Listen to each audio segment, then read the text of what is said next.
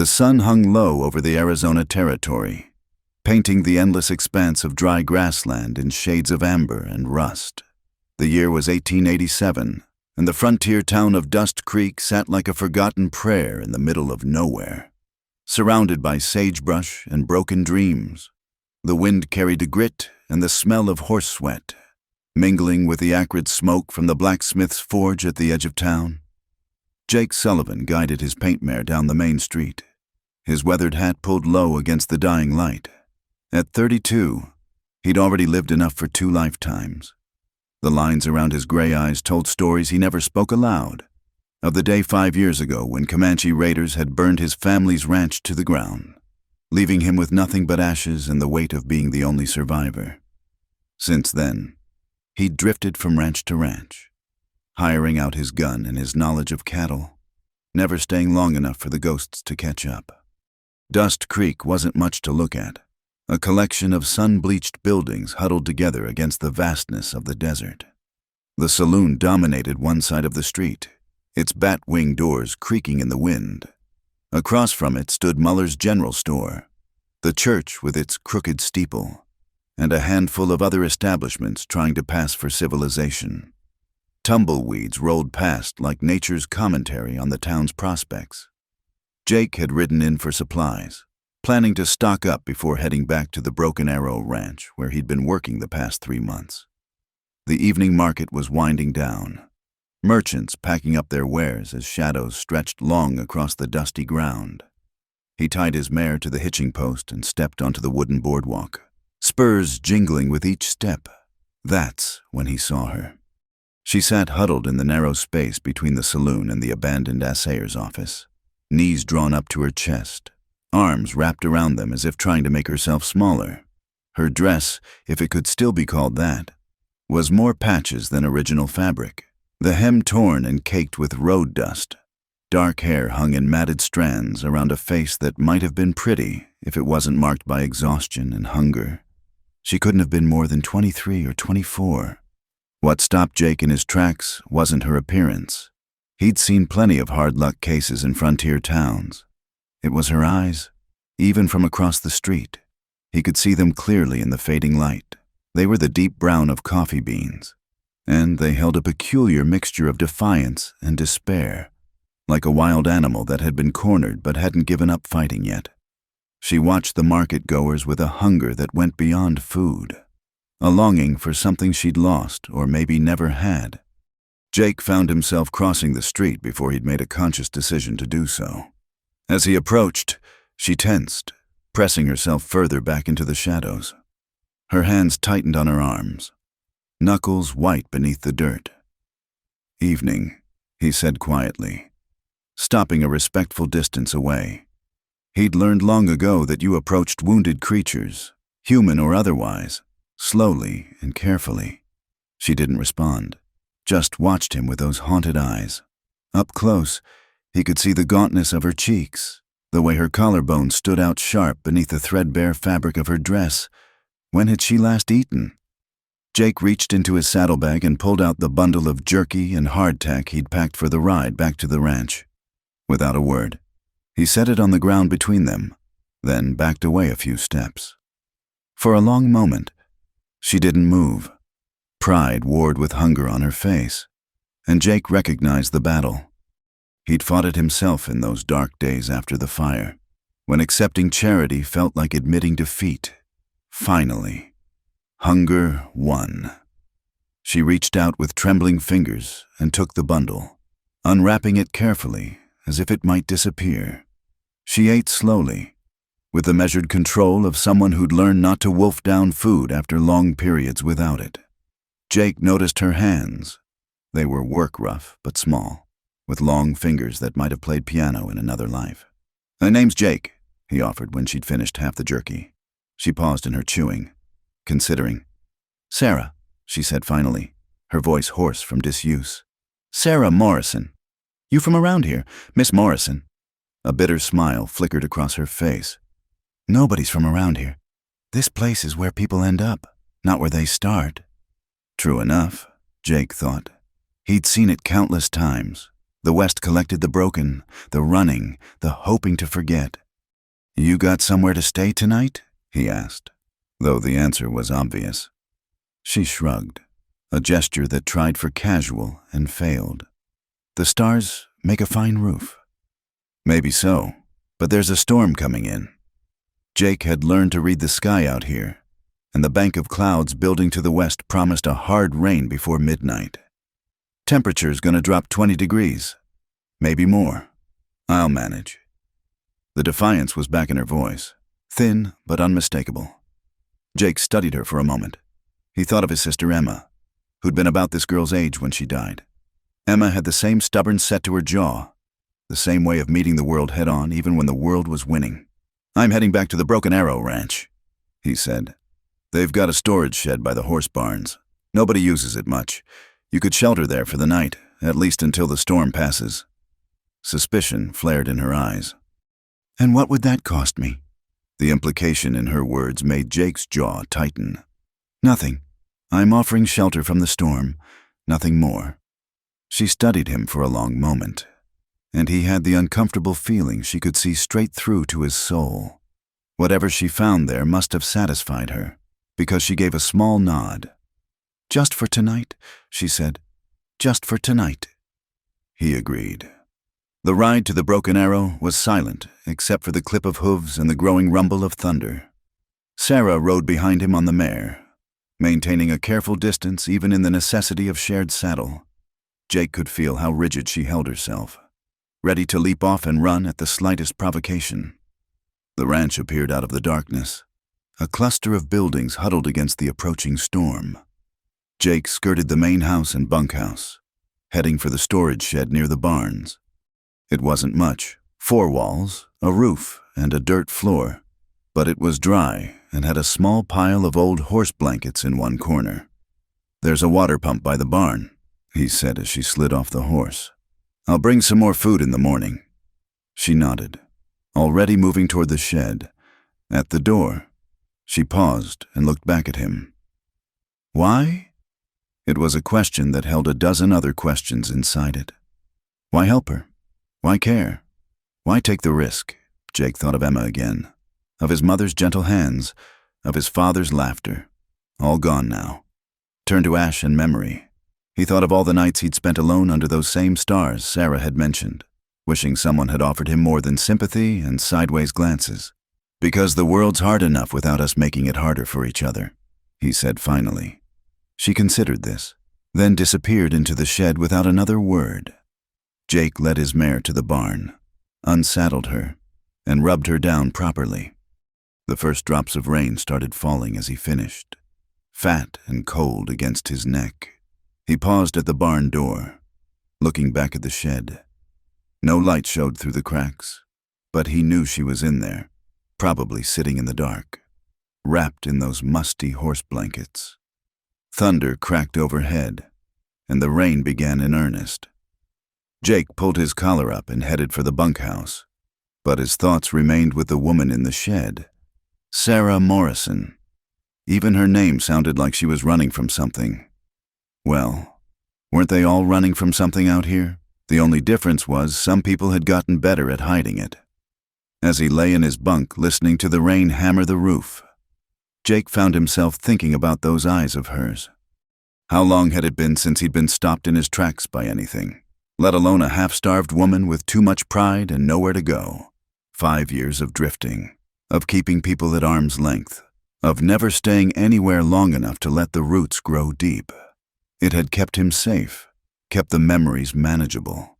But looking into Sarah Morrison's eyes had been like looking into a mirror and seeing not just his own reflection, but the reflection of every lost soul who'd ever tried to outrun their past in the vastness of the frontier. The storm raged through the night, and Jake lay awake for most of it, wondering what tomorrow would bring. He'd told her just for tonight, and she'd agreed. Come morning, she'd likely be gone, another ghost passing through his life. But something in those defiant eyes made him doubt it. Sarah Morrison might be running, but she'd reached the point where running took more strength than she had left. And maybe, just maybe, that made 2 of them. The rain continued to fall, washing the dust from the earth and filling the arroyos with rushing water. And in a storage shed that smelled of hay and old leather, a woman who belonged to no one and nowhere finally slept, wrapped in horse blankets and, for the first time in longer than she could remember, safe from the storm. The morning sun broke through the dissipating storm clouds, casting long shadows across the muddy ranch yard. Jake rose before the others, as was his habit, and made his way to the cookhouse. Old Chen, the Chinese cook who'd been with the Broken Arrow longer than anyone could remember, was already up, stoking the fire in the massive iron stove. "Coffee?" Chen asked without looking up. "And some biscuits, if you've got them. Maybe some bacon, too."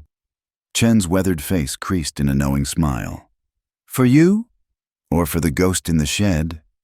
Nothing stayed secret long on a ranch. Jake should have known. "She's just passing through." Chen loaded a tin plate with food. "Ghosts need to eat too." Jake took the plate and a cup of coffee, wrapping them in a cloth to keep warm. The morning air was crisp after the storm, puddles reflecting the sky like broken mirrors. He knocked softly on the shed door. "Miss Morrison." No answer. Jake's heart sank. She'd left after all, probably slipping away in the pre-dawn darkness like smoke. He pushed the door open. She was still there, curled in the corner under the horse blankets. At the sound of the door, she jerked awake, eyes wild with panic before focusing on him. Her hand went to her side, and Jake noticed she kept it pressed there as she sat up. "Brought breakfast," he said, setting the plate down. She looked at the food, then at him, suspicion warring with hunger again. The hunger won. She reached for the plate, wincing as she moved. "You're hurt," Jake observed. "I'm fine." But her face had gone pale, and he could see now how she held herself carefully, favoring her left side. "Chen knows some doctoring. He could—" "I said I'm fine." The words came out sharp, defensive. She took a bite of biscuit, chewing slowly. "I should go. Don't want to cause trouble." "Where?" The simple question hung in the air between them. Where would she go? Back to sleeping in alleys, scavenging for food, running from whatever had driven her here? Sarah set down the plate, her appetite apparently gone. "That's not your concern, Mr. Sullivan." "Jake," he corrected. "And maybe it's not my concern, but that doesn't answer the question." She was quiet for a long moment, staring at her hands. They trembled slightly, whether from weakness or emotion. He couldn't tell. "I came from Silver Ridge," she said finally. 2 weeks' ride north. My family had a small farm there. Had. The word carried the weight of loss. "Drought killed the crops. Fever took my parents last spring. The bank took the land." Jake knew the story. It was written across the West in 1,000 variations. "I found work in town," she continued, voice flat. "The Garrison Hotel, cleaning rooms, serving in the dining hall. It was respectable work, until Mr. Garrison decided it could be more." Jake's jaw tightened. He could fill in the rest without her saying it. "When I refused, he accused me of stealing. Said he'd seen me take money from his office, his word against mine, and who'd believe a farm girl with no family, no connections." Her laugh was bitter. "The sheriff gave me 2 choices, jail or leave town by sunset. I left. So you've been walking for 2 weeks? Walking, hiding, running." She shifted, wincing again. "Some cowboys found my camp 3 nights ago. Thought I'd be grateful for the company. I disagreed. One of them disagreed with my disagreement." She touched her side gingerly. "I got away, but not clean. You need that looked at. What I need is to keep moving. Towns have eyes and mouths. Words travel. By now, Garrison's probably spread his story to half the territory. A woman alone, accused of theft. That's not someone respectable folks help." Jake thought of the people in town, the way they'd look at her, the whispers that would follow. She was right, of course. The West might be a land of second chances, but not for everyone. Not for women without protection or reputation. "You could stay here a few days," he heard himself saying. Just until you're healed up. The broken arrow always needs extra hands. You could work for your keep. Proper-like. No charity. She looked at him sharply. And what would the ranch owner say about harboring a thief? Sam Morrison's a fair man. He judges folks by what he sees, not what he hears. Jake paused. Morrison. Any relation? Common enough name, she said, but something flickered in her eyes. Common enough. He agreed. Look, I'm heading out to check the fence lines in the south pasture. That's a day's work. You think about it. If you're gone when I get back, I'll understand. If you're not, he shrugged. We'll figure something out. He left her there with the breakfast plate and her thoughts. As he saddled his horse, he caught Chen watching from the cookhouse door. She staying? The old cook asked. Don't know yet. Broken things sometimes mend stronger, Chen said cryptically, and disappeared back inside. Jake spent the day riding the fence lines, mending breaks where the storm had knocked down posts. It was good. Honest work that kept his hands busy and let his mind wander. He thought about Sarah Morrison, about the way she'd held herself so carefully, not just from physical pain, but from something deeper. He recognized that kind of hurt. It was the kind that came from having the ground pulled out from under you, from learning that the world could be casually cruel. By the time he returned to the ranch, the sun was sinking toward the horizon. His heart did an unexpected little jump when he saw smoke rising from the shed's chimney pipe. She'd stayed. He found her by the water pump, struggling to fill a bucket with one hand while keeping the other pressed to her side. Without a word, he took the bucket from her and filled it. Thought you might be gone, he said. Thought about it. She watched him with those dark eyes. Decided I was tired of running, at least for today. Fair enough. You talked to Morrison? He wasn't here, but Mr. Garrett, the foreman, found me, nearly shot me for a horse thief before I explained. A small smile touched her lips. He said if you vouched for me, I could stay on, help Chen in the kitchen, tend the vegetable garden, room and board and a small wage. And you said? I said I'd try it, but Mr. Garrett made it clear, one complaint, one missing item, and I'm gone. And if anyone from Silver Ridge comes asking... She didn't finish. She didn't need to. They won't hear anything from me, Jake said firmly. That evening, Sarah took her meal in the cookhouse kitchen while the hands ate in the main room. Jake could hear the murmur of conversation, knew they were discussing the new arrival. Ranch hands were worse than old women when it came to gossip. That the gal from town? Tommy Winters asked, sliding onto the bench next to Jake. Tommy was young, maybe 19, with more curiosity than sense. She's working here now. That's all anyone needs to know. Garrett says she's running from something. Aren't we all? Jake's tone ended the conversation, but he could feel the eyes on her over the next few days as she went about her work. Sarah kept her head down, spoke only when spoken to, and worked harder than anyone asked her to. She helped Chen with the cooking, tended the kitchen garden, mended clothes, and did laundry. Slowly, the worst of the gossip died down, replaced by grudging respect for her work ethic. Jake found himself looking for excuses to stop by the cookhouse. He told himself he was just being neighborly, checking on her recovery. But the truth was more complicated. There was something about Sarah Morrison that drew him, something beyond her pretty face or her sad story. Maybe it was the way she attacked each task as if her life depended on it. Maybe it was the occasional flash of humor he glimpsed when she thought no one was looking. Or maybe it was just that he recognized a kindred spirit, someone else trying to outrun their ghosts. One evening, a week after her arrival, Jake found her sitting outside the cookhouse, watching the sunset paint the sky in shades of pink and gold. Mind if I sit? He asked. She shrugged, which he took as permission. They sat in comfortable silence for a while, watching the day die. It's beautiful here, she said finally. Different from Silver Ridge, harder, but cleaner somehow. The desert doesn't lie. Jake agreed. It is what it is. No pretense. Is that why you stay? He considered the question. I don't stay. Not really. 3 months here, 6 months there, Never long enough to... He trailed off. To let it matter? She suggested softly. Their eyes met. And in that moment, Jake felt something shift inside him. This woman understood. She knew what it was like to hold yourself apart, to measure every interaction against the possibility of loss. Something like that, he admitted. Chen says you lost your family. Indians? Comanches? 5 years ago. The words still stuck in his throat. I was out checking cattle. Came back to smoke and ashes. I'm sorry. So was everyone else.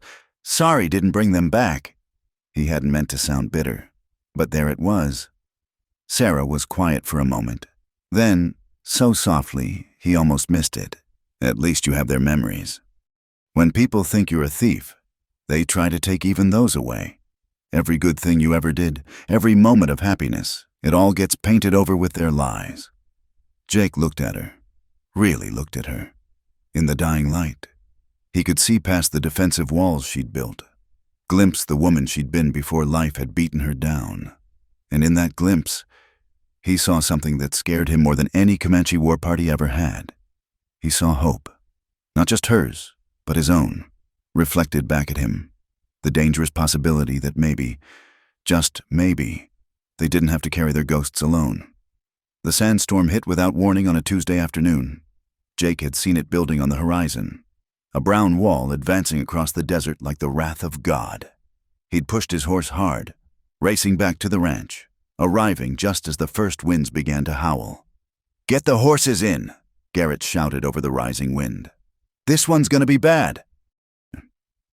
Jake helped drive the remuda into the barn, fighting against animals made skittish by the electricity in the air.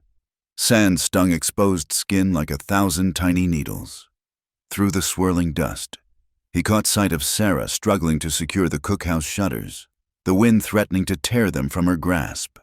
He vaulted from his horse and ran to help her. Together they battled the shutters closed, fingers fumbling with the latches as sand tried to blind them. The garden, she shouted, pointing to the vegetable plot she'd been nursing back to health. The young plants would be shredded if left exposed. Leave it, but she was already running, pulling a canvas tarp from the tool shed. Jake cursed and followed. They worked together to stake the tarp down, the wind fighting them for every inch. By the time they finished, the storm was fully upon them, turning day into an eerie brown twilight. They stumbled into the cookhouse just as visibility dropped to nothing. Chen had already lit the lamps and secured everything that could move. Sit, the old cook commanded, pressing cups of water into their hands. Rinse mouths first, then drink slow. Jake gratefully washed the grit from his mouth.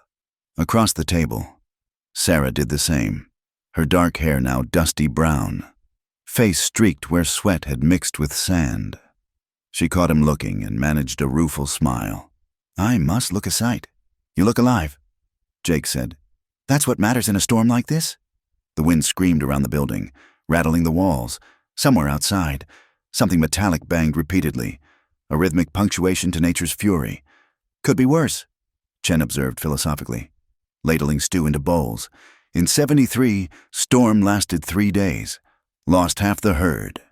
They ate while the storm raged, the lamplight creating a small circle of calm in the chaos.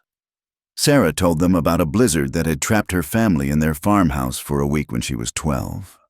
Chen countered with tales of typhoons from his childhood in China. Jake found himself relaxing, the enforced closeness creating an unexpected intimacy. What about you, Jake? Sarah asked. What's the worst weather you've seen? He thought back. Lightning storm, maybe 5 years back, was driving cattle to Fort Worth. Lightning hit so fast and frequent, it looked like noon at midnight. Lost 20 head when they spooked over a cliff. The smell of ozone was so thick you could taste it. Were you scared? The question came out innocent enough, but Jake heard the deeper curiosity beneath it. Was the tough cowboy ever afraid? Terrified, he admitted. Only a fool doesn't fear nature when she's showing her teeth. Sarah nodded slowly, seeming to file that away. My father used to say courage wasn't about not feeling fear. It was about doing what needed doing despite the fear. Smart man. He was. Her voice went soft. He really was. The storm continued through the night. Jake dozed fitfully in a chair, unwilling to leave the women alone, even though Chen assured him she'd weathered worse. Sarah curled up on a bench near the stove, using a flour sack for a pillow. Near dawn, Jake woke to find her gone. Panic flared briefly before he noticed the door to the root cellar was ajar. He found her there, sitting on a crate, breathing hard. "Sorry," she said without looking at him. "The walls felt too close. Needed air." Jake understood. After what she'd been through, being trapped might bring back bad memories. He sat on another crate, maintaining a comfortable distance. "Storm's almost past," he said. "Another hour, maybe 2. She nodded, arms wrapped around herself. In the dim light filtering down from above, she looked younger, more vulnerable. "I dream about running sometimes," she said suddenly. "Always running, but the ground turns to quicksand, and the faster I try to go, the deeper I sink. And behind me..." She shuddered. "What's behind you?" "Everyone, everything. All the voices saying I'm nothing, that I deserve whatever happens, that I brought it on myself by wanting more than my station." Jake felt anger burn in his chest. "That's not true. Isn't it?" She looked at him then, eyes bright with unshed tears. A farm girl thinking she could make her own way in the world. Maybe I was foolish. "No." The word came out harder than he intended. "No, you weren't foolish. You were brave. Still are." She laughed, a broken sound. "Brave? I hide in root cellars during storms. You stood up to a powerful man when he wanted what wasn't his to take. You walked away from everything you knew rather than submit. You survived 2 weeks alone in hostile country. And tonight, you risked yourself to save a patch of vegetables that aren't even yours. If that's not brave, I don't know what is." Sarah stared at him, something shifting in her expression. "You really believe that?" "I do." A tear escaped, tracking through the dust on her cheek. She wiped it away impatiently. "I used to be stronger. Before, I could work all day in the fields beside my father, dance all night at the harvest social. Now I get winded carrying water buckets." "Strength comes back," Jake said. "Trust takes longer." "Do you trust again?" "I'm learning to," he admitted, and realized with surprise that it was true. Somewhere in the past weeks, Sarah Morrison had begun to chip away at the walls he'd built. They sat in comfortable silence until the wind began to die. When they emerged, the world had been remade. Sand drifts leaned against buildings like frozen waves. The garden tarp had held, though barely. Together they surveyed the damage as the sun rose, painting the sand-scoured landscape in shades of gold and rose. Over the following days, the ranch hands worked to clear the storm's debris.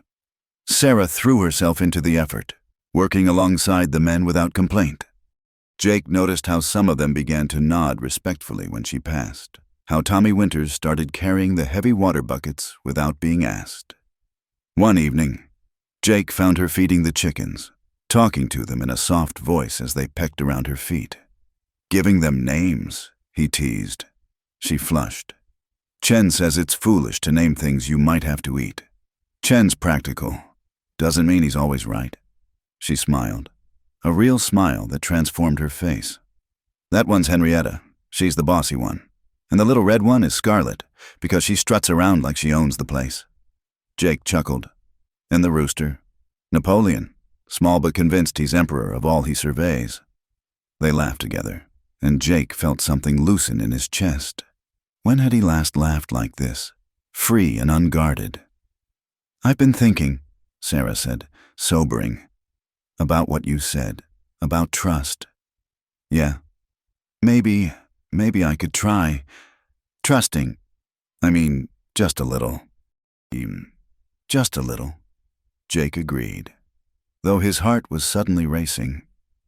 That's all anyone can ask.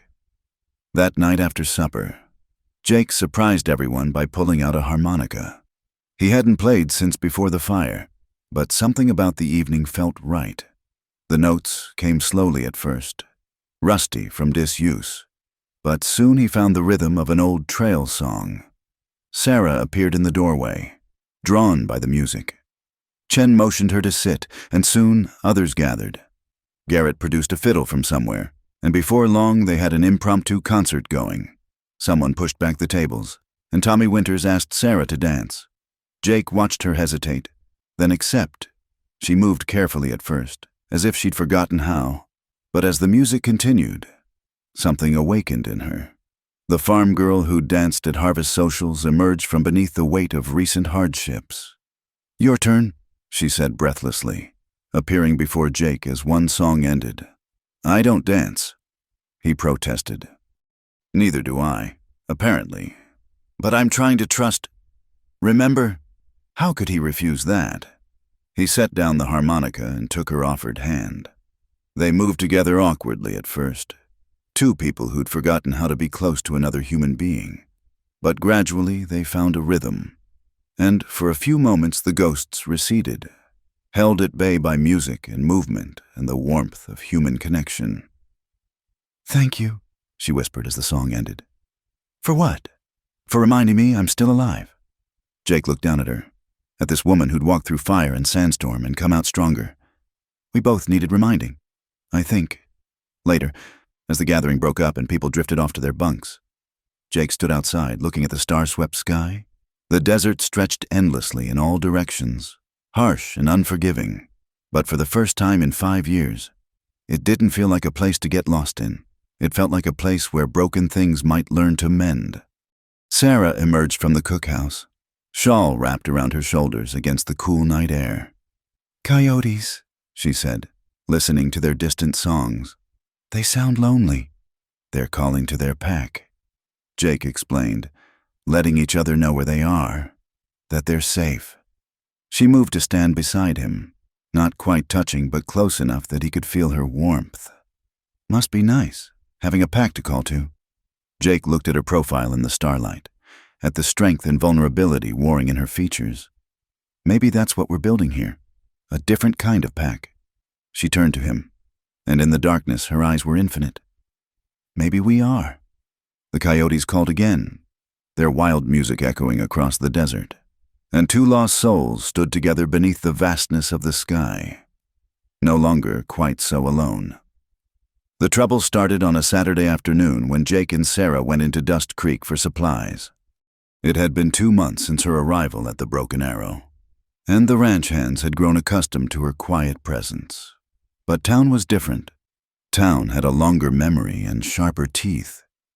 Jake noticed the whispers, first hushed conversations that died when they passed, eyes that followed their progress down the street. Sarah kept her head high, but he saw how her fingers tightened on the basket she carried. At Mueller's General Store, Mrs. Muller served them with the lips pursed so tight they nearly disappeared. "That'll be $2.40, she said, though Jake knew the bill should have been less. He paid without complaint, but Sarah touched his arm. The coffee was marked at 30 cents, not 50. Mrs. Muller's face flushed. "Prices change. If you don't like it, shop elsewhere." "Come on," Jake said quietly, gathering their purchases. But Sarah stood her ground. "The price tag is right there," she said, pointing to the shelf. 30 cents. "Maybe where you come from, Missy, folks don't mind serving. Your kind. But here in Dust Creek, we have standards." "Mrs." Muller's voice carried deliberately, drawing attention from other shoppers.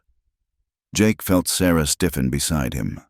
He knew that tone, had heard it directed at Chinese workers, at Mexicans, at anyone deemed unworthy of basic decency.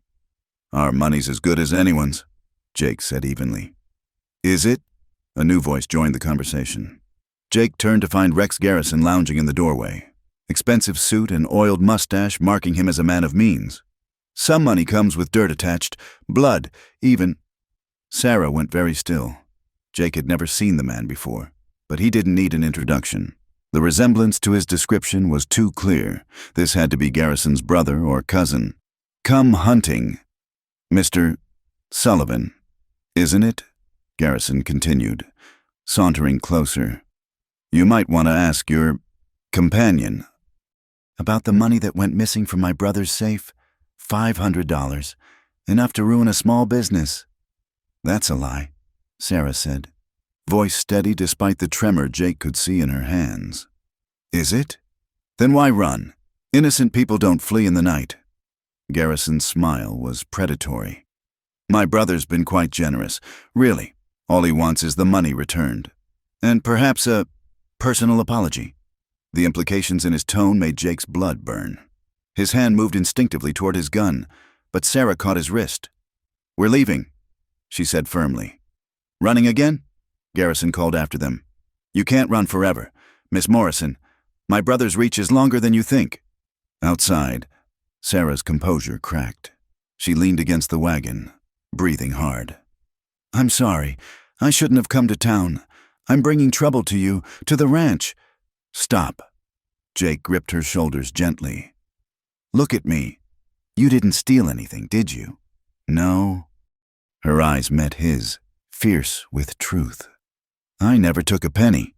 But who'll believe that? His word against mine. And now his family's here, spreading poison." "I believe you." The simple statement seemed to break something in her. "Why? Why do you keep helping me?" Jake found himself unable to look away from her eyes, from the pain and hope warring there. "Because I know what it's like to have everything taken from you. And because—" he paused, searching for words. "Because you matter. To me." The confession hung between them, raw and unexpected. Sarah's eyes widened, and for a moment Jake thought she might run. Then she leaned forward, resting her forehead against his chest. "I can't," she whispered. "I can't matter to anyone. It's not safe." "Since when has anything in this life been safe?" Jake asked, his arms coming around her carefully, as if she might shatter. They stood there in the dusty street, oblivious to the stares from windows and doorways. Finally, Sarah pulled back, wiping her eyes with determination. "We should get back," she said. The ride to the ranch was quiet, but it was a different quality of silence than before, charged with unspoken possibilities and shared understanding. Jake kept stealing glances at her, noting how the afternoon sun caught the auburn hints in her dark hair, how her jaw set with quiet determination. They were almost to the ranch when they heard the horses. 4 riders, coming fast from town.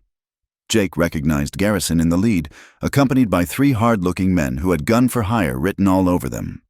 "Get to the ranch," Jake ordered. But Sarah shook her head. "They'll follow. I won't bring this trouble to Mr. Morrison's door." She squared her shoulders. "This is my fight? Like hell it is." Jake turned the wagon to face the approaching riders, his hand resting on his Colt. "Afternoon, gentlemen. Lost."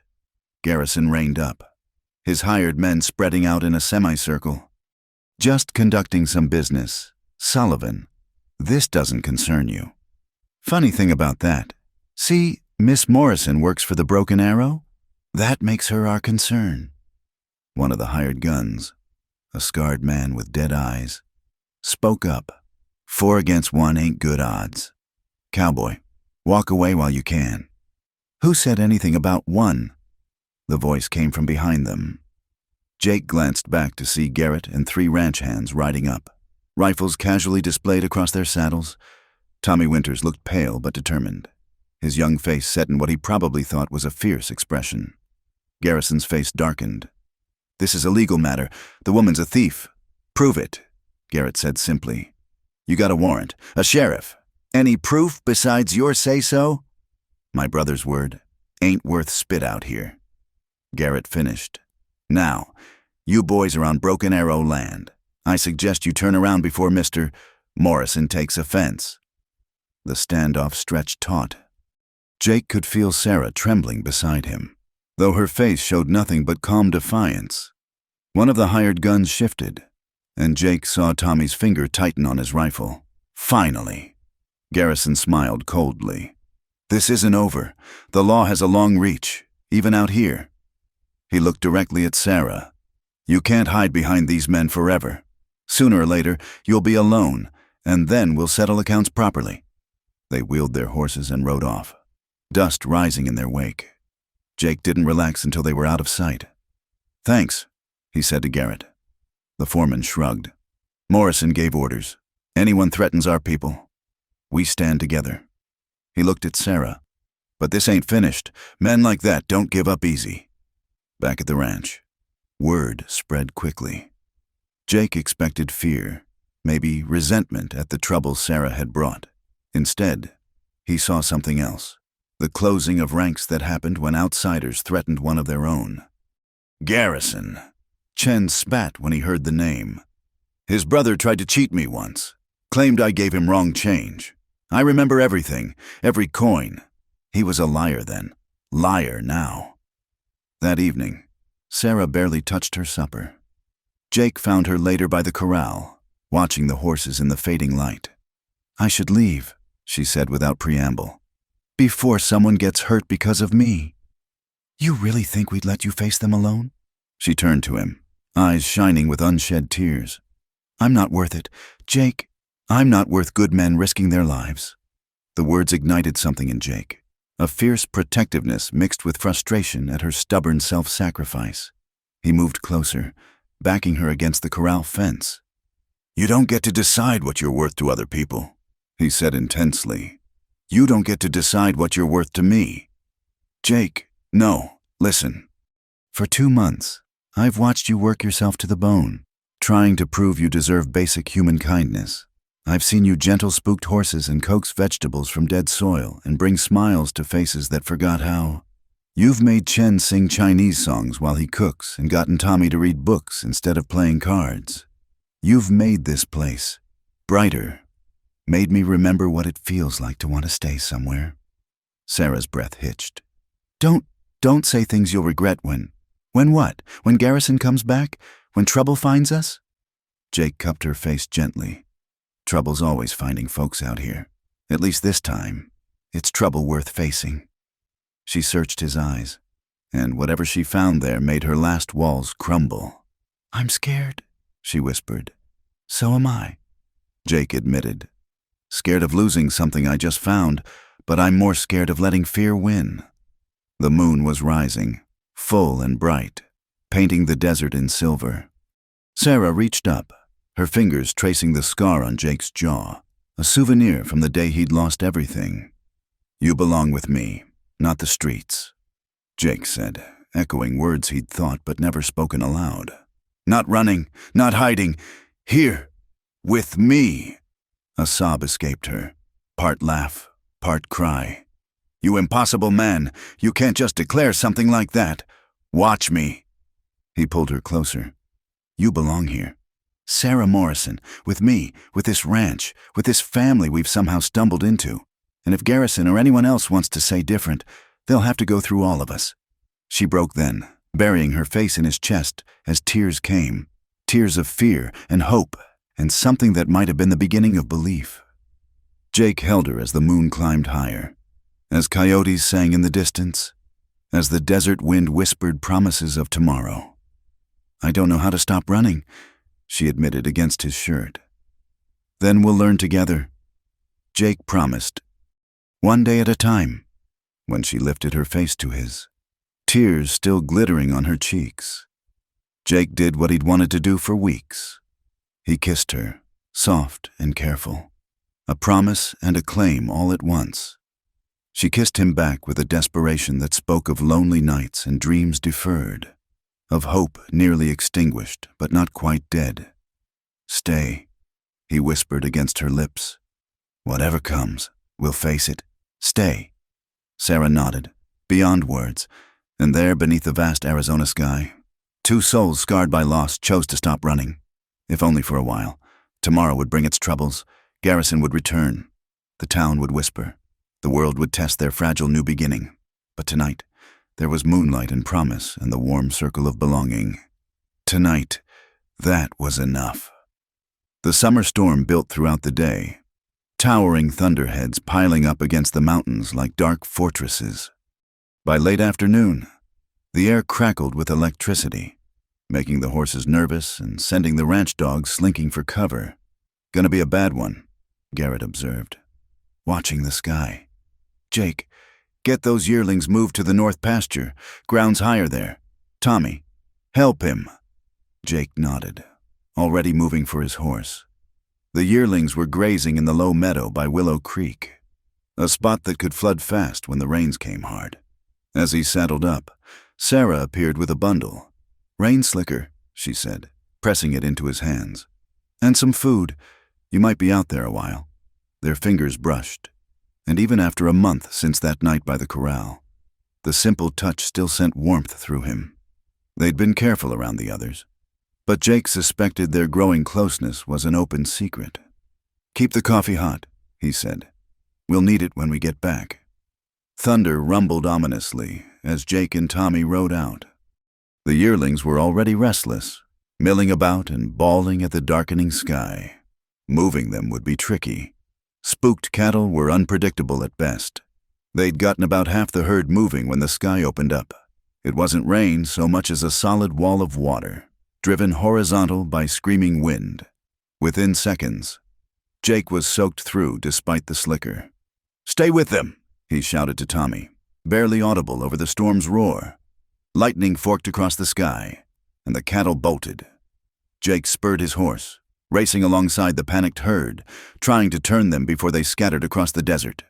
Through the sheets of rain, he could barely see Tommy on the other side, doing the same. The ground, baked hard by months of sun, couldn't absorb the water fast enough. Rivulets became streams. Streams became torrents. A massive lightning strike hit a dead cottonwood not 50 yards away. The explosion of sound and light sent the yearlings into full stampede. Jake's horse reared, nearly unseating him. When he got the animal under control, Tommy was gone. "Tommy!" Jake wheeled his horse, searching through the chaos.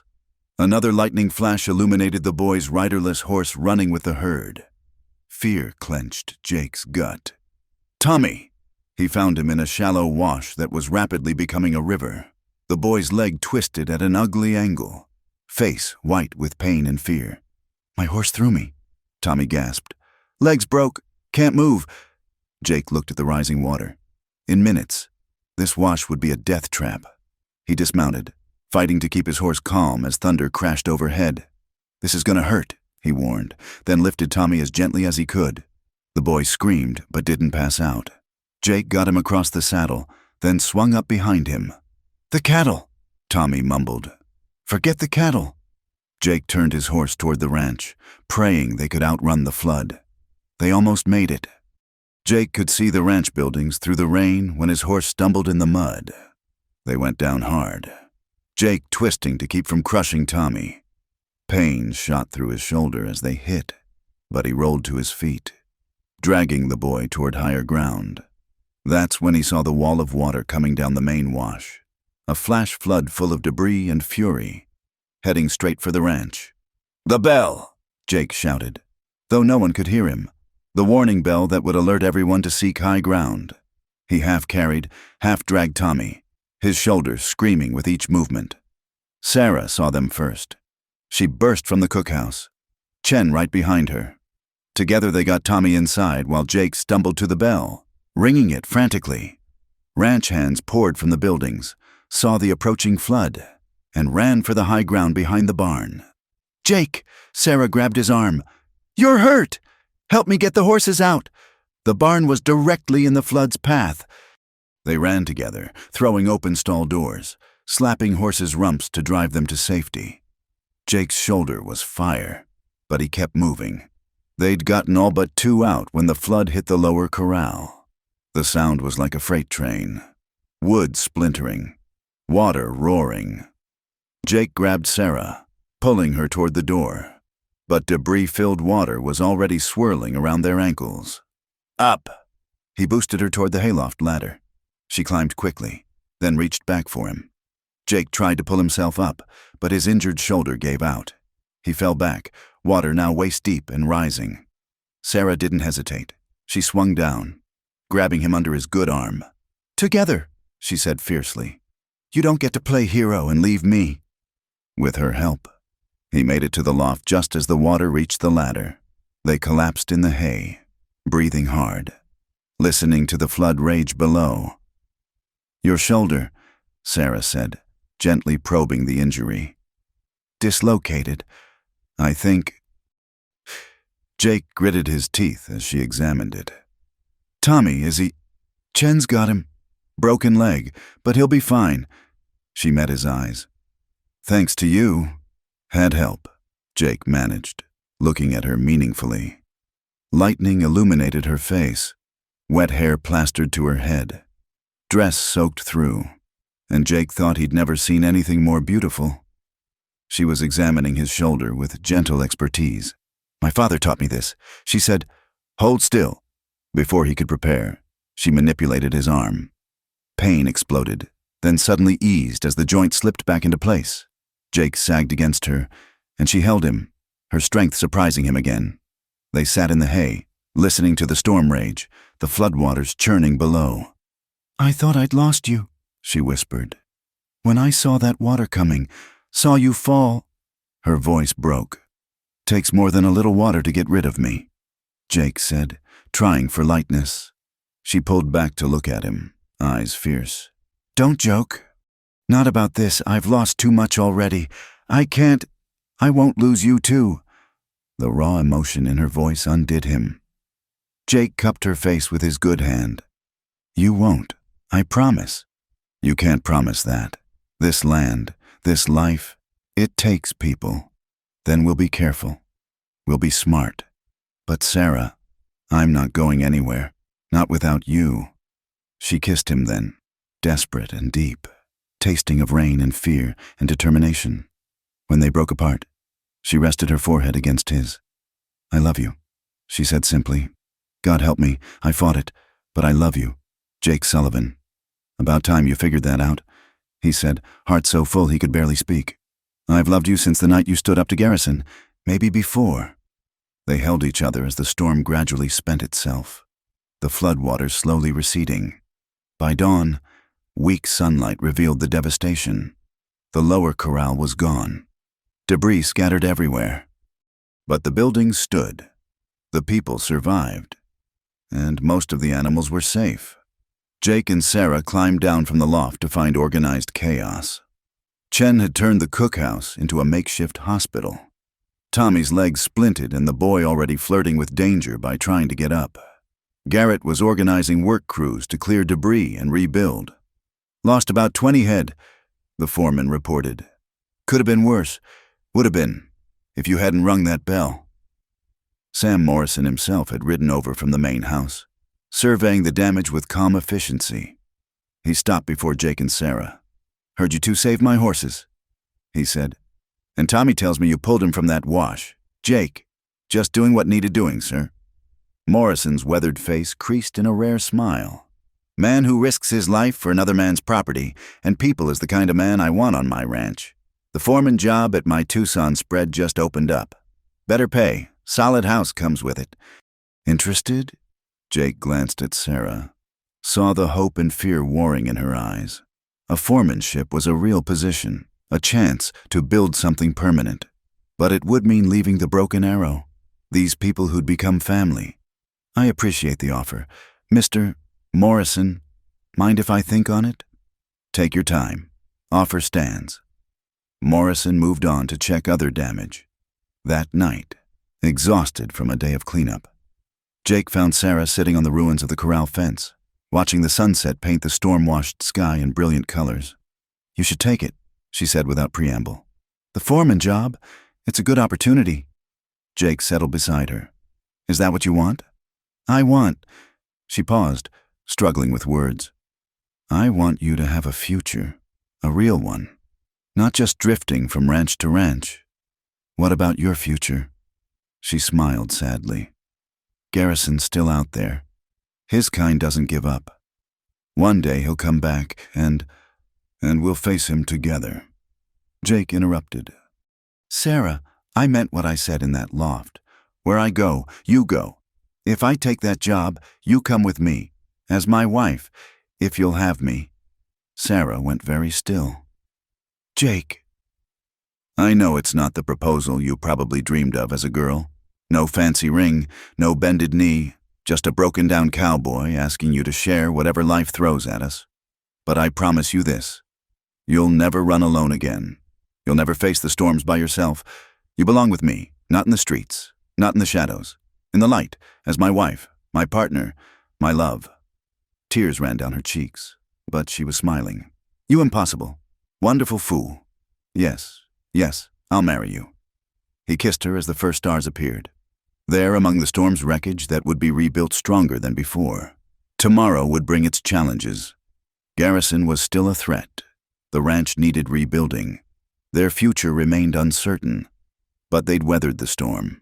Literal and metaphorical. They'd chosen each other over fear. Love over loneliness. And in the vast, unforgiving landscape of the Arizona Territory, that was its own kind of miracle. When? Sarah asked, pulling back to look at him. Soon as the circuit preacher comes through, unless you want to wait, do it proper. No, her voice was firm. No more waiting. We've both waited long enough. Jake pulled her close, and they sat watching the stars emerge, planning a future neither had dared imagine just months before. The storm had passed, leaving destruction but also renewal in its wake, and two hearts, battered by their own storms, had finally found safe harbor in each other. The raiders came at dawn, 3 days after the storm. Jake woke to the thunder of hooves and the crack of gunfire. Instincts honed by years on the frontier, sending him rolling from his bunk before fully conscious. He grabbed his Colt and Winchester, bursting from the bunkhouse to find chaos. Masked riders were driving off horses from the rebuilt corral, while others exchanged fire with ranch hands who'd taken cover behind water troughs and wagons. Jake counted at least 8 attackers, too many for simple rustlers. "The house!" Garrett shouted from behind an overturned cart. "They're going for the main house." Jake's blood ran cold. The main house meant Morrison's family quarters. But more importantly, the cookhouse where Sarah would already be preparing breakfast with Chen. He sprinted across the yard, bullets whining past his ears. 2 raiders had dismounted near the cookhouse, trying to kick in the door.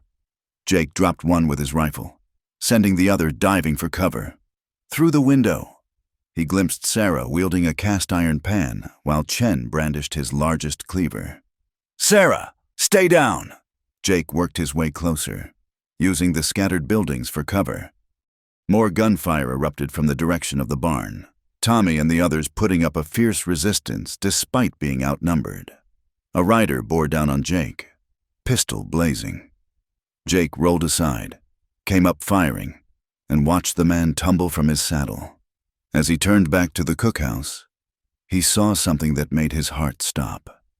Rex Garrison sat his horse in the middle of the yard. No mask, hiding his satisfied smirk. This wasn't a random raid. This was revenge. Dressed up as rustling. "Sullivan," Garrison called out, "you've cost me considerable time and money. I think it's time we settled accounts." Jake stepped into the open, rifle steady. "Your fight's with me. Garrison, let the others be." Oh, but they chose their side when they harbored a thief. Although, Garrison's smile widened. "I might be persuaded to call this off. Send the woman out, and we ride away. Simple as that." "Go to hell. I thought you might say that." Garrison raised his hand, and more riders appeared from behind the barn reinforcements held in reserve. They had the ranch surrounded. Jake heard Sarah moving in the cookhouse and made a decision. "You want me? Fine. But we do this proper. You and me. No one else." Garrison laughed. "This isn't some dime novel, Cowboy. But I'll tell you what. You put down that rifle, and I'll make this quick. Otherwise, we burn this place to the ground with everyone in it." Before Jake could respond, a shotgun blast roared from the cookhouse. Sarah had found Chen's scattergun and blown a hole through the door, catching one of the raiders who'd been creeping closer. She pumped and fired again, sending others scrambling. The yard erupted. Jake dove behind a water barrel as bullets splintered wood around him. He could hear Garrett rallying the hands, Morrison's voice booming from the main house where he and his men had joined the fight. A group of raiders tried to flank Jake's position. He met them with steady fire, his rifle barking methodically. One went down, then another, but more kept coming. His ammunition ran low, and he switched to his Colt. Through the chaos, he saw Sarah and Chen making a break from the cookhouse, trying to reach better cover. A raider on horseback charged them, rifle raised. Jake shot him from the saddle, but another was already taking aim. Tommy Winters appeared from nowhere, his broken leg barely healed. Tackling the gunman in a desperate dive, they went down in a tangle. Tommy's youth no match for the outlaw's experience. Jake watched in horror as the raider drew a knife. Sarah didn't hesitate. She brought the shotgun butt down on the man's skull with crushing force, then helped Tommy to cover. The boy was bleeding but alive, grinning through the pain. "Behind you!" Garrett's warning came almost too late. Jake spun to find Garrison himself approaching, gun drawn. They fired simultaneously. Jake felt the bullet tear through his side, a line of fire that sent him to one knee. But his shot had been true. Garrison clutched his shoulder, gun falling from nerveless fingers. "You bastard!" Garrison snarled, reaching for a hideout gun. Jake tried to raise his Colt, but his strength was fading, blood soaking his shirt. This was it, he thought distantly. At least Sarah would be safe. The ranch would survive. A rifle cracked. Garrison jerked, looking down in surprise at the spreading red stain on his chest. Behind him stood Sarah, Chen's old Henry rifle smoking in her hands. Her face was pale but determined, no hesitation in her eyes. Garrison fell forward into the dust, as if his death was a signal. The remaining raiders began to retreat, their leader gone and losses mounting. Morrison's men pursued them, but Jake barely noticed. His vision was graying at the edges, the ground tilting strangely. "Jake!" Sarah dropped the rifle, rushing to his side. Her hands pressed against his wound, trying to stem the bleeding. "No, no, no! You stay with me! You hear me? You stay!" He tried to speak, to tell her it was all right, that she was safe, that it was worth it. But darkness rose up to claim him, and his last coherent thought was that her tears looked like diamonds in the morning sun. Jake woke to lamplight and the smell of carbolic. He was in a bed, a real bed, not a bunk, and his side felt like someone had taken a branding iron to it. When he tried to move, a gentle hand pressed him back. "Don't you dare!" Sarah said fiercely. She looked exhausted, dark circles under her eyes, but she was whole and alive and there. "How long?" he croaked. 2 days. You lost a lot of blood. Doc Winters, Tommy's father, he came from town. Said the bullet missed anything vital, but it was close. Too close." Her voice broke on the last words.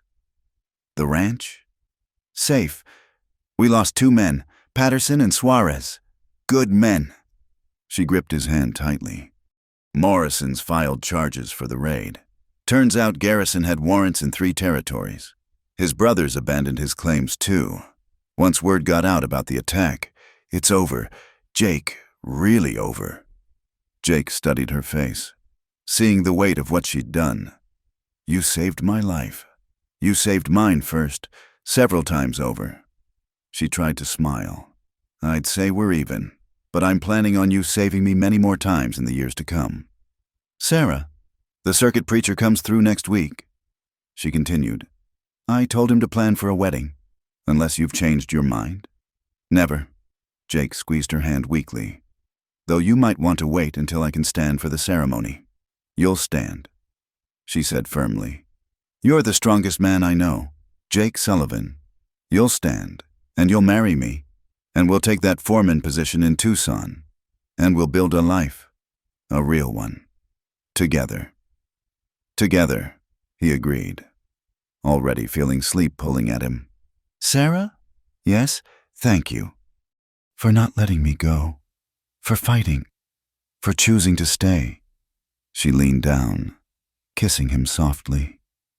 "Thank you for showing me I was worth fighting for." Over the next days, Jake mended slowly but surely. The ranch pulled together to repair the damage from the raid, everyone working with renewed purpose. Word spread about Sarah's actions during the fight, how she'd stood with the men, how she'd saved Tommy and Jake both. The hands who'd once whispered about her now tipped their hats with genuine respect.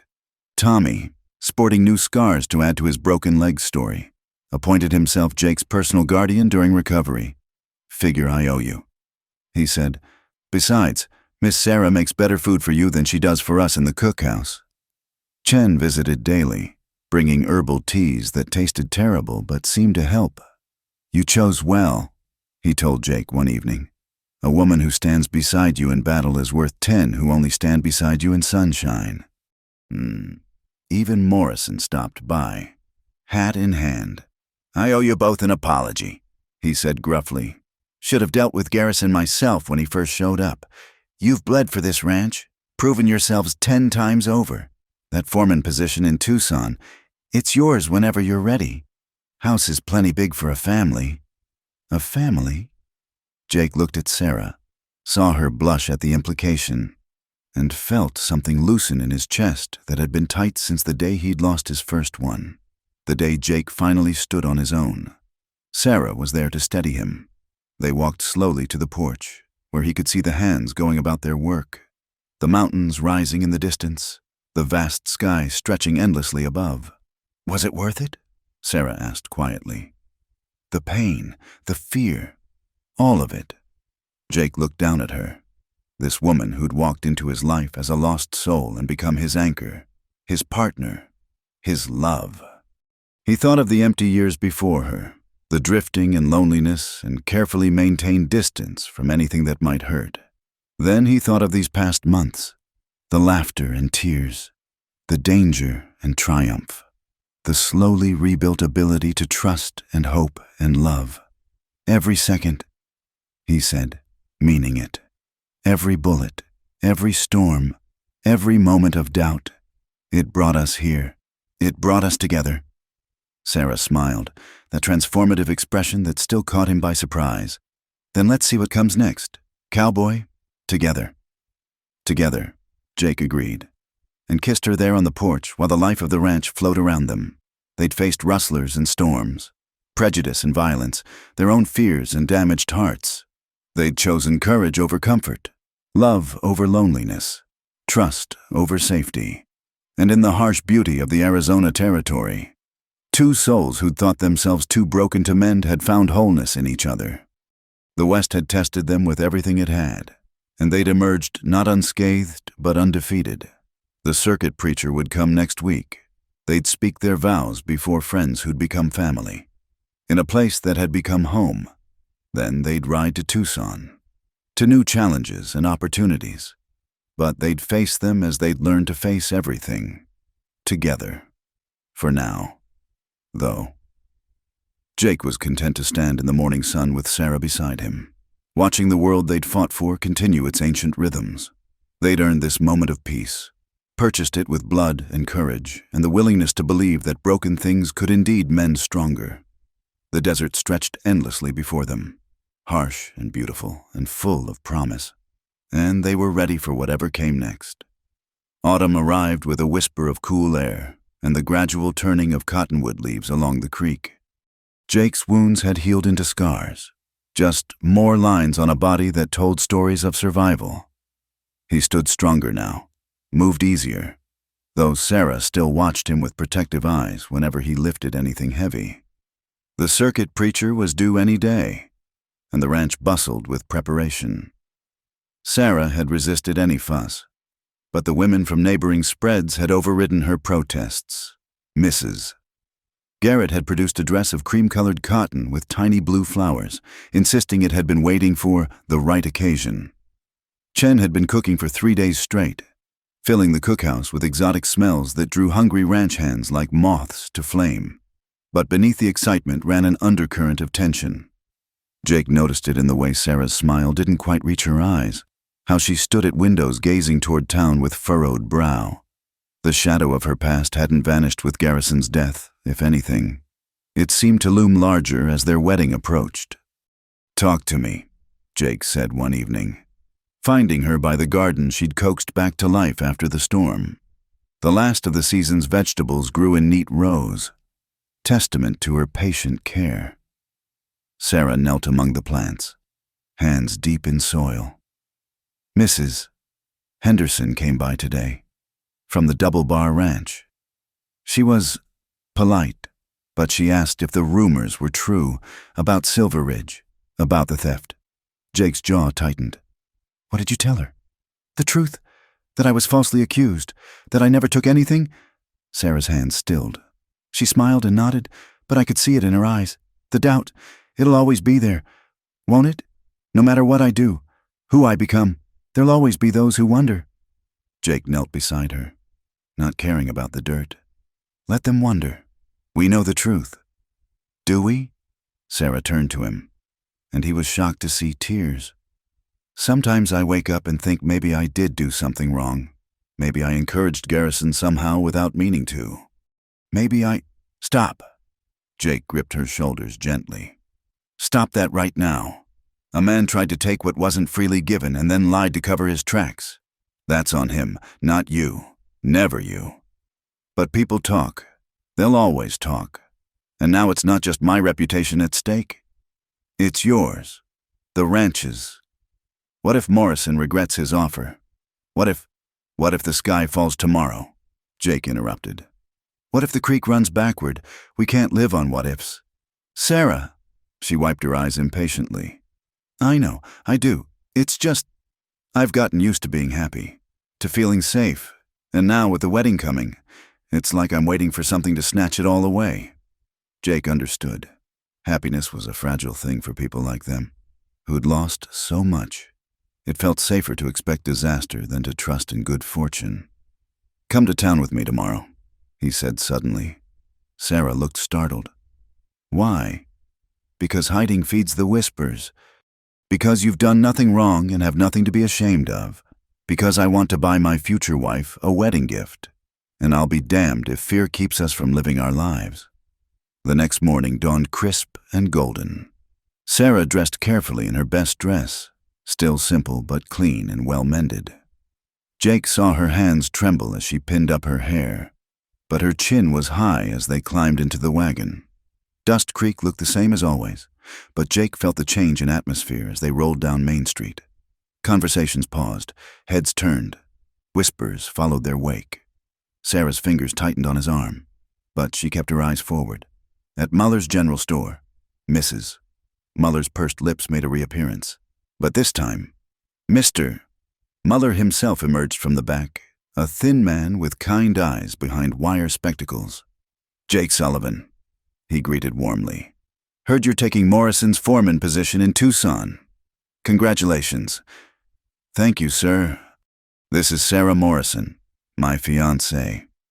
Jake didn't miss the slight emphasis on the name. Morrison, same as their employer, establishing connection and protection in one word. Mr. Muller smiled at Sarah. Pleasure to meet you. Miss, my wife tells me you've worked wonders with the Broken Arrows garden. We've been trying to grow tomatoes for 3 years with no luck. Might you have any advice? Sarah blinked, clearly not expecting gardening questions. Well, the soil here needs more acidity. Coffee grounds help, or— She found herself drawn into a genuine conversation about plants and growing seasons. Mrs. Muller forgotten. They moved through town, stopping at various shops, at each one. Jake noticed a pattern. There were those who whispered and stared. Yes, but there were others, more than he'd expected, who greeted them normally.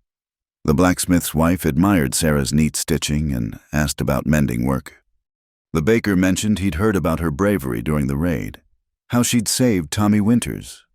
At the dress goods shop, Jake left Sarah examining fabrics while he stepped into Thornton's jewelry next door. The selection was limited, but a simple gold band caught his eye. Nothing fancy, but solid and true. For the wedding, Mr. Thornton asked, polishing his spectacles. Yes, sir. Heard about that. Also heard Rex Garrison won't be bothering anyone anymore. The jeweler's voice was carefully neutral. My daughter works at the Garrison Hotel in Silver Ridge. She wrote me about what happened there, about a young woman who stood up to unwanted advances and got run out of town for it. Jake tensed. That so? Indeed.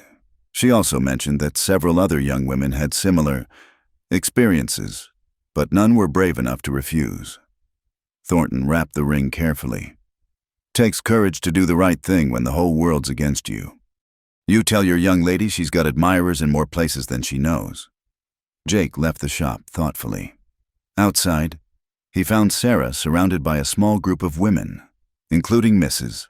Henderson from the day before. His hand moved instinctively toward his gun, protective instincts flaring.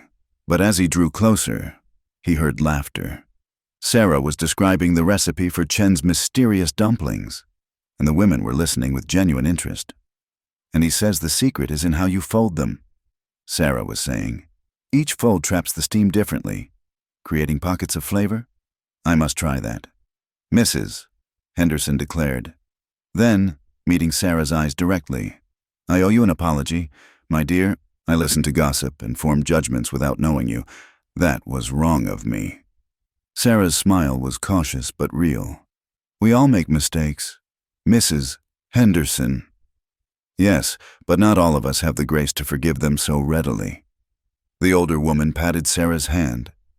"I look forward to seeing you at the church social next month. You will come, won't you? Both of you?" As the women dispersed, Sarah turned to Jake with wonder in her eyes. "Did that just happen? Seems folks are capable of surprising us," Jake said, offering his arm. "Ready to head back?" They stopped for lunch at the small cafe, choosing a table by the window. Jake noticed Sarah actually relaxing, no longer scanning for threats or judgment. She laughed when he told her about Tommy's latest attempt to impress the minister's daughter, her whole face lighting up with genuine mirth. "I love your laugh," Jake said without thinking. Sarah blushed prettily. "You're just trying to butter me up before you have to say I do in front of the whole county." "Already said I do in my heart. The ceremony's just to make it official for everyone else." She reached across the table to squeeze his hand. "Have I told you today that you're impossible?" "Not since breakfast." They were interrupted by the cafe door slamming open. A travel-worn man stood there, scanning the room with sharp eyes. Jake's hand dropped to his gun, body tensing for trouble. The stranger's gaze fixed on Sarah. Sarah Morrison. She'd gone pale. "Yes." The man reached into his coat, and Jake was halfway to his feet when the stranger pulled out an envelope. "Letter for you, ma'am, from Silver Ridge. Took some doing to track you down." He approached their table, eyeing Jake warily. "You Jake Sullivan?" "I am." "Good. Supposed to give this to both of you."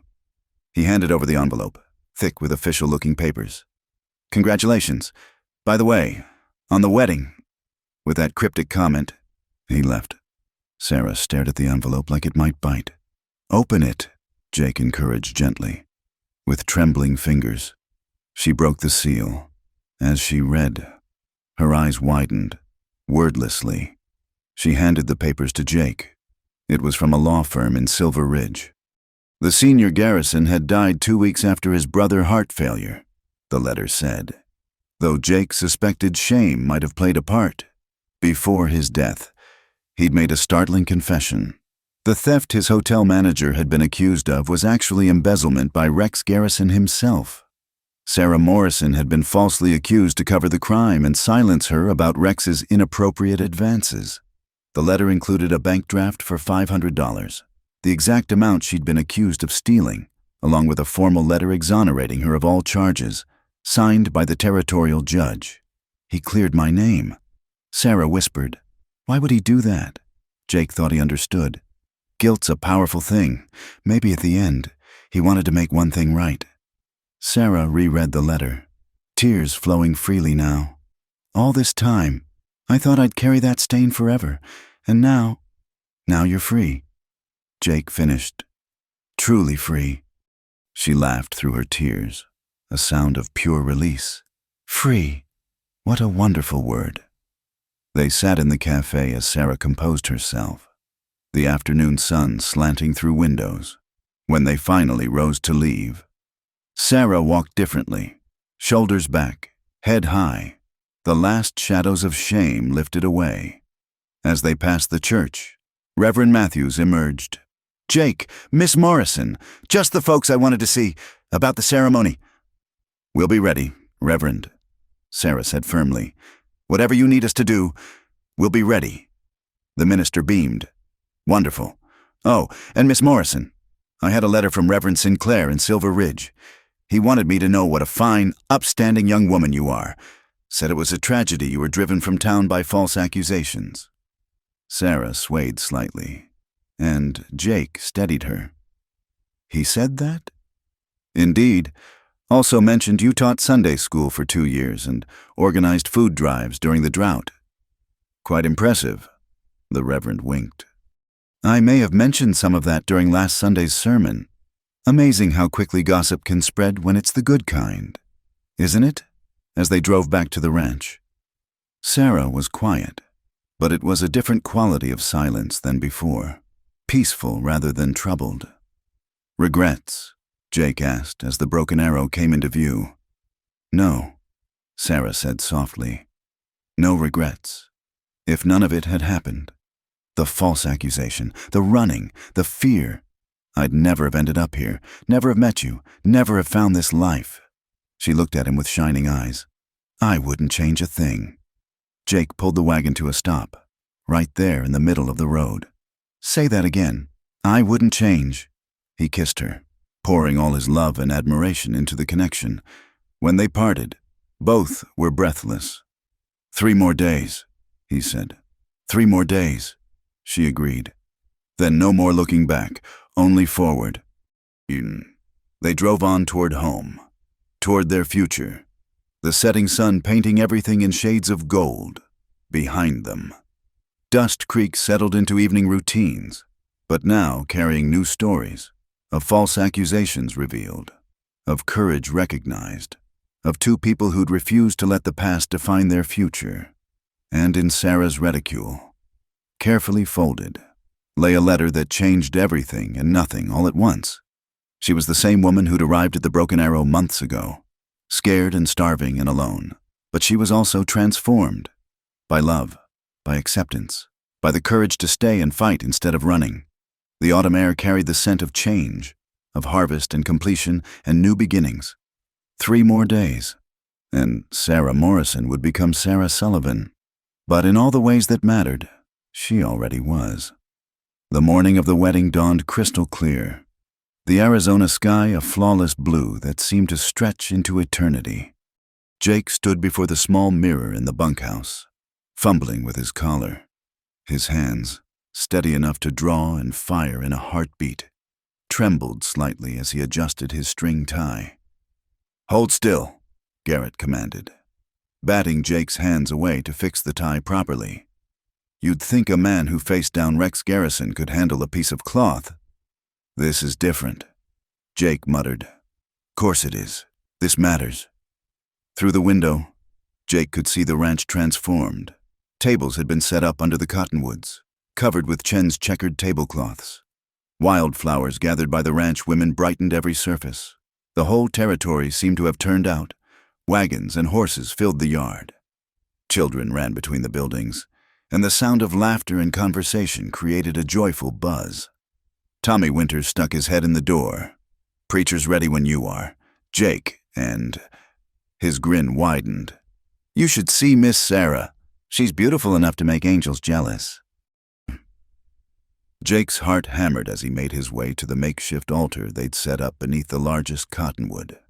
Reverend Matthews waited there, worn Bible in hand, smile creasing his weathered face.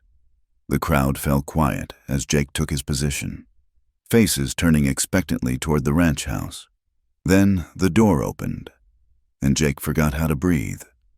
Sarah emerged on Sam Morrison's arm, the rancher having volunteered to give her away. The cream-colored dress with its tiny blue flowers fit her perfectly, and someone, probably Mrs. Garrett, had woven small white flowers into her dark hair, but it was her face that held Jake transfixed. Gone was any trace of the hunted look she'd worn those first weeks. Her eyes shone with joy and certainty, her smile radiant as desert sunrise. Their eyes met across the distance, and Jake saw his whole future in that gaze.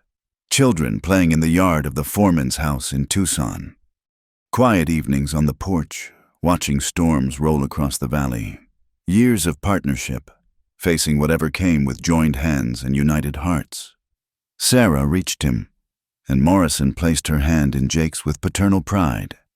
Take care of her, son, with my life. Jake promised, meaning every word.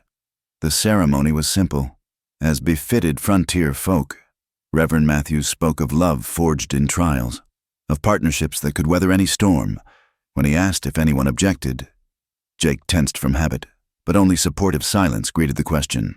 "Do you, Jake Sullivan, take this woman to be your lawfully wedded wife, to have and hold from this day forward, for better or worse, for richer or poorer, in sickness and in health, to love and cherish till death do you part?" "I do." The words came strong and clear, carrying to the farthest observers.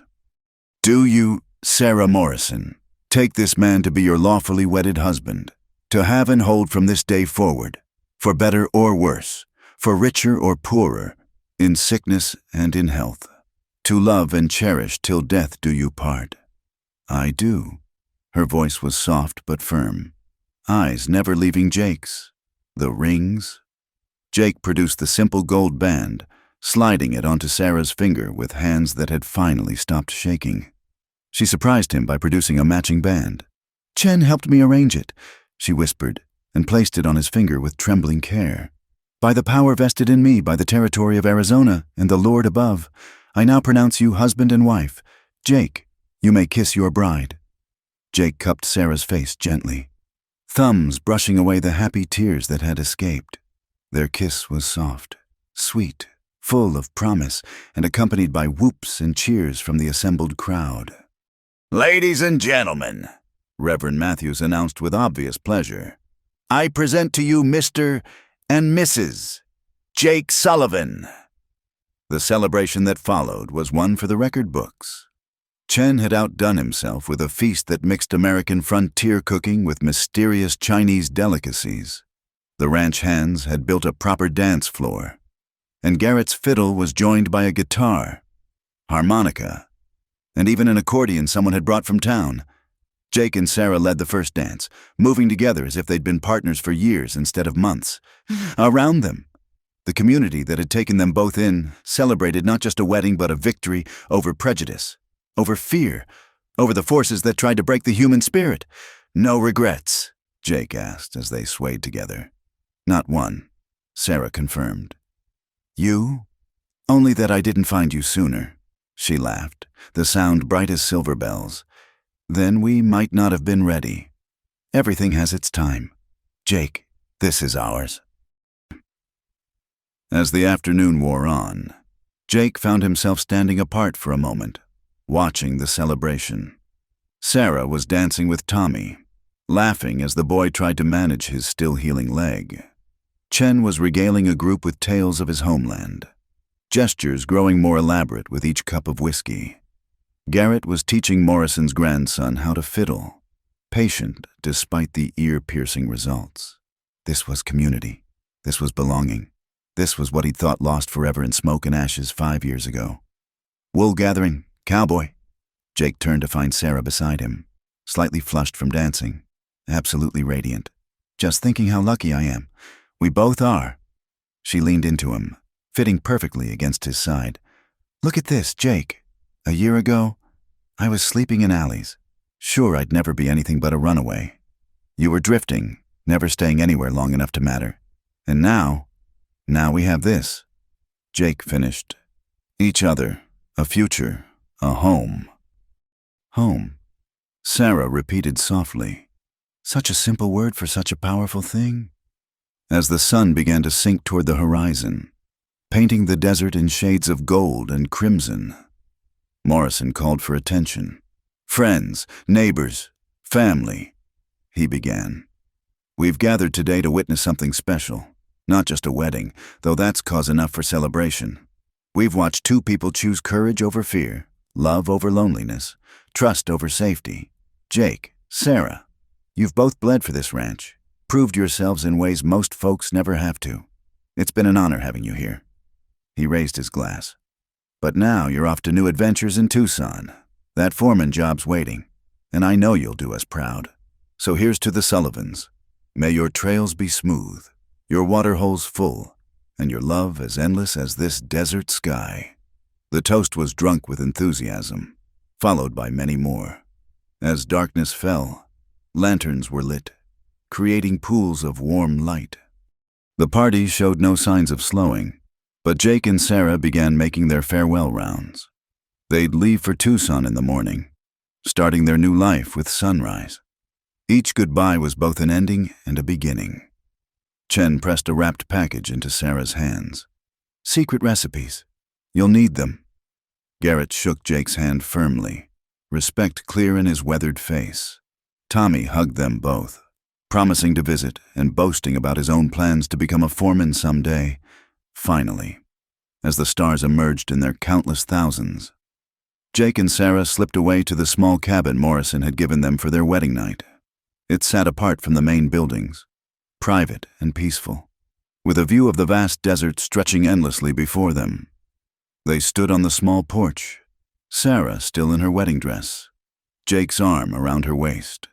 The sounds of celebration drifted on the night air, punctuated by coyote songs from the distant hills. "Are you happy?" Jake asked. Sarah turned in his arms, hands resting on his chest. "I'm more than happy. I'm complete, for the first time in my life. I'm exactly where I'm supposed to be, with exactly who I'm supposed to be with. Even though the future's uncertain, even though Tucson's unknown territory, especially then." Sarah said firmly, "Jake Sullivan, you told me once that I belong with you, not the streets. You were right, but more than that, we belong together, wherever that takes us, streets or mansions, plenty or want, storm or sunshine, together." Jake kissed her then, under the vast canopy of stars, while the desert wind whispered ancient secrets, and the lantern light from their wedding celebration painted golden paths across the sand. When they finally drew apart, both were breathless, overwhelmed by the magnitude of the moment. "Ready to start our life, Mrs. Sullivan?" Jake asked. "I've been ready since the night you found me," Sarah replied. "It just took a while to realize it." They went inside, closing the door on their past, opening it to their future. Outside, the celebration continued, but for Jake and Sarah, the world had narrowed to just the two of them, bound now by law and love, ready to face whatever came. In the morning, they'd load their few possessions into a wagon and point it toward Tucson. There would be challenges. There always were in the territory. Jake would learn to be a foreman, to lead men and manage a ranch. Sarah would create a home, build new friendships, perhaps start the family they both secretly dreamed of. But tonight, they were simply Jake and Sarah Sullivan, two souls who'd found each other across miles of hurt and years of loneliness. The girl who'd belonged to the streets had found where she truly belonged, beside a man who'd shown her that love could overcome any past, heal any wound, bridge any divide. As the moon rose over the Arizona desert, painting the landscape in silver and shadow, two people who'd thought themselves too broken for happiness discovered that broken things, when mended together, could indeed become stronger than they'd ever been alone. Their story would continue in Tucson, would grow and change like the desert itself, sometimes harsh, sometimes breathtakingly beautiful, always real. But it had begun here, at the Broken Arrow Ranch, with an act of simple kindness that had bloomed into something extraordinary. "You belong with me, not the streets," Jake had declared, and in choosing to believe him, in choosing to stay and fight and love, Sarah had proven that sometimes the most powerful revolutions happen not with guns or governments, but in the quiet moment when one heart decides to trust another. The stars wheeled overhead, eternal and unchanging, witness to yet another chapter in the endless story of the American frontier. And somewhere in a small cabin on a ranch in Arizona, two people held each other close and whispered promises that would last a lifetime. Thank you so much for listening to this Wild West love story. I hope Jake and Sarah's journey touched your heart as much as it touched mine while sharing it. Where are you enjoying this tale? Please comment below and let me know. I'd love to connect with fellow Western romance enthusiasts from around the world. Don't forget to subscribe to From Wild West channel for more authentic frontier stories filled with courage, redemption, and love against all odds. Share your thoughts about Jake and Sarah's story in the comments. Did their romance capture the true spirit of the Old West for you? Until our next adventure, partners.